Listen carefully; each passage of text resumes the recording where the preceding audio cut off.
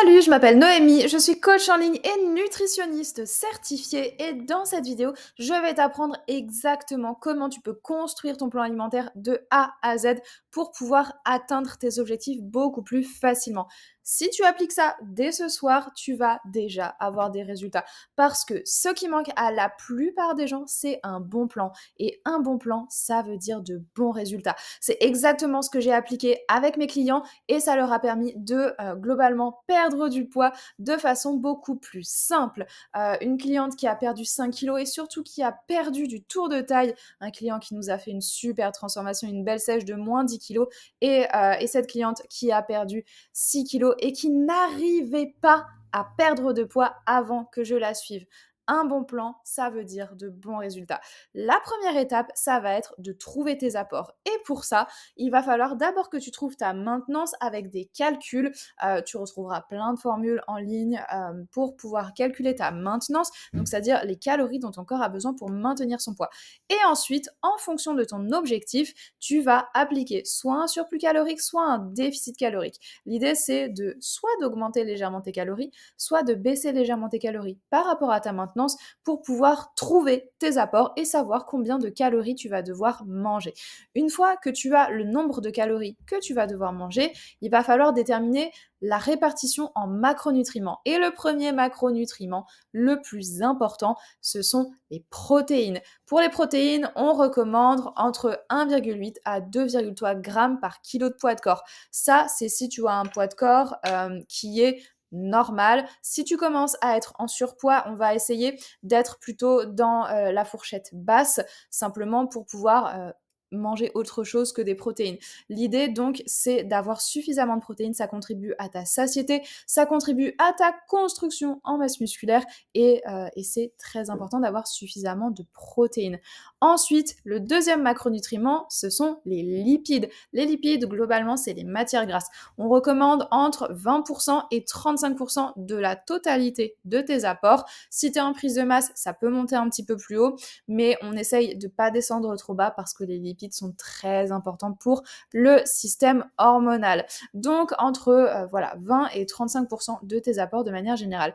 Et le dernier macronutriment, ce sont les glucides. Les glucides, c'est la source d'énergie favorisée de tes muscles, de ton cerveau et on a besoin de glucides. Et globalement, ça représentera en fait le reste. Donc c'est-à-dire qu'une fois que tu as déterminé ta répartition en protéines, ta répartition en macros, ce qui équivaut à des calories, tout le reste des calories, ce sera tes glucides.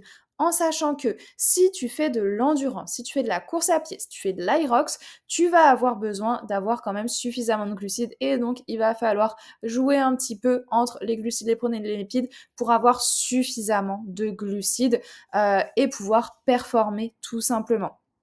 Une fois que tu as ta répartition globale sur la journée en macronutriments, évidemment, tu peux l'ajuster un petit peu pour pas tomber sur des chiffres qui soient pas ronds, mais globalement, une fois que tu as ta répartition, tu vas te demander d'un autre côté combien de repas tu veux faire. Combien de repas tu veux faire, c'est-à-dire que est-ce que tu as besoin d'un goûter? Est-ce que tu as besoin d'une collation le matin? Est-ce que tu manges le matin? Est-ce que tu as faim le matin? L'idée, c'est de trouver une répartition qui convient à ton style de vie, à ton organisation, à ton travail aussi, si jamais tu peux pas forcément manger au travail. Et l'idée, c'est de faire un nombre de repas qui correspond à ce que tu as besoin, au moment où tu as faim, etc. Et on va essayer de répartir les apports entre chaque repas. Si tu as plus faim sur certains repas, mets plus de calories sur certains repas. Si tu as moins faim sur certains repas, mets-en moins. L'idée, c'est d'avoir quand même un apport en protéines qui soit relativement constant sur chacun de tes repas. Et l'idée, c'est aussi d'avoir des protéines et des glucides sur tes repas autour de tes entraînements.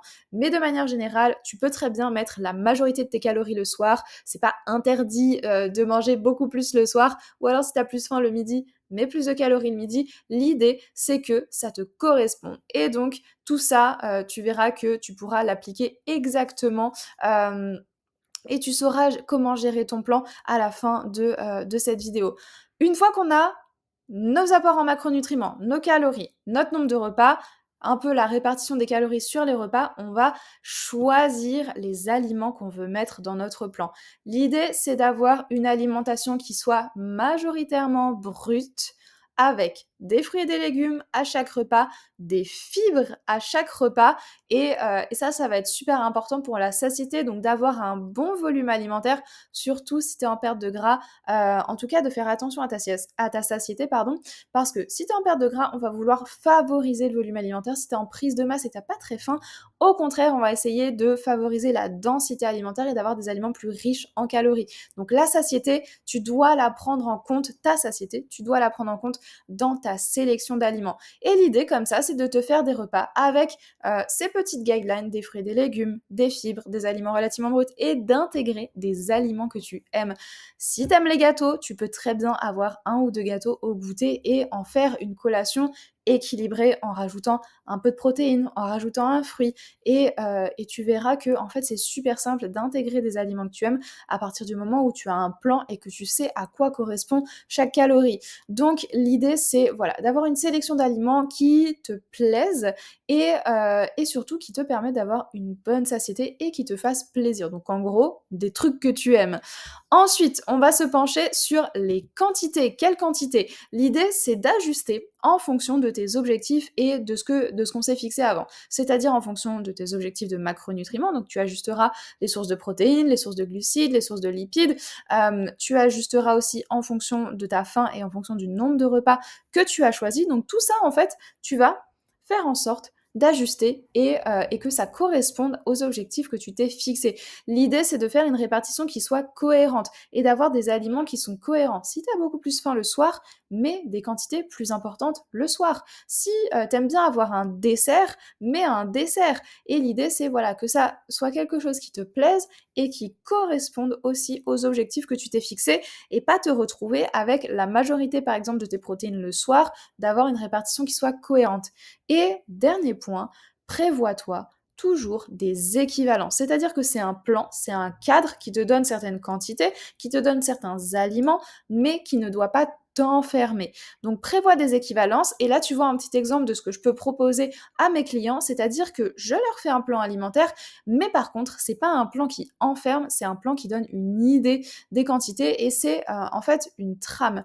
Et je leur propose toujours des équivalences, des pâtes, du riz, des pommes de terre, en fonction de ce qu'ils ont envie de manger le jour venu, ils peuvent choisir et avoir certaines quantités en fonction de leurs envies. Donc c'est très important d'avoir des équivalences et de ne pas s'enfermer. C'est important simplement pour ne pas se sentir restreint, pour ne pas toujours manger la même chose, pour ne pas se lasser de ses assiettes et surtout, c'est très important pour avoir une variété alimentaire et varier un petit peu ses sources de glucides, ses sources de protéines, ses sources de lipides, varier ses fruits et légumes, c'est très important de ne pas manger toujours exactement la même chose, mais d'avoir de temps en temps des petites équivalences simplement pour avoir une bonne micronutrition et un profil en vitamines, en minéraux qui soit le plus complet possible.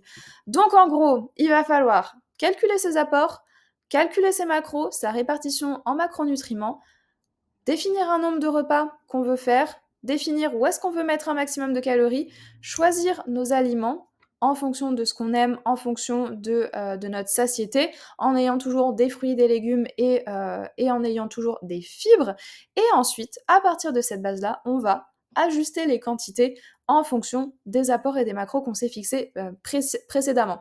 Donc, ça, globalement, c'est comme ça que tu vas pouvoir te créer ton plan alimentaire. Je te recommande de faire un Google Sheets ou alors de te le noter quelque part, mais au moins d'avoir quelque chose éventuellement que tu puisses imprimer ou en tout cas auquel tu puisses faire référence relativement souvent. Ne te prends pas la tête sur les quantités ultra précises.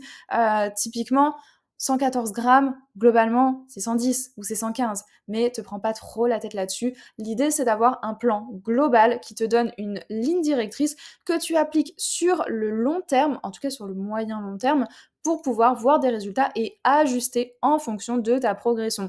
Et donc, si tu veux perdre du gras, si tu veux prendre du muscle, que tu as déjà essayé, mais que tu n'as pas réussi parce que tu n'avais pas exactement toutes les clés, je peux t'aider avec un appel stratégique gratuit. Ça t'engage à rien et on va pouvoir discuter de tes problématiques. Il te suffit de cliquer sur le lien que tu retrouveras en description, de choisir ton créneau, de rentrer tes informations. Tu auras une petite confirmation et surtout garde bien le mail de confirmation parce que c'est là que tu retrouveras le lien lien de la visio. Voilà, maintenant tu peux déjà appliquer dès ce soir cette vidéo et construire toi-même ton plan alimentaire. Si tu as des questions, n'hésite pas, je reste disponible et je te remercie pour ton écoute.